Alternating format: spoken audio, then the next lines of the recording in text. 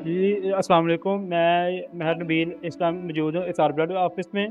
तो इस टाइम हमारे पास हमारे भाई एहसानुल्लाह साहब अपना ब्लड ब्लीड करवाने आए हैं। तो इनसे जानते हैं कि एसआर के बारे में इनकी क्या राय है, क्योंकि ये हमारे ना रेगुलर डोनर हैं। हर 3 माह के बाद अपना ब्लड ब्लीड करवाने आते हैं। तो काइंडली इनसे पूछते हैं कि इनका एसआर के बारे में क्या राय है। अस्सलाम वालेकुम खान भाई। जी वालेकुम सलाम। अच्छा एहसान भाई, आप रेगुलर हमारे जो है ना डोनर हैं, 3 माह के बाद खुद ही जो है ना अपना ब्लड ब्लीड करवाने आ जाते हैं।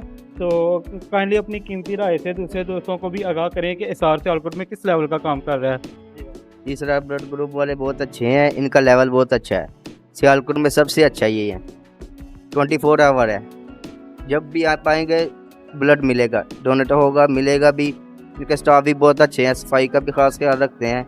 और वैसे भी इनका लेवल जो है हाई लेवल पे सियालकोट में जा रहे हैं। जी एहसान भाई, बहुत शुक्रिया। ये हमारे एहसान भाई ब्लड डोनर थे, तो ये इनके जज्बात से बहुत शुक्रिया।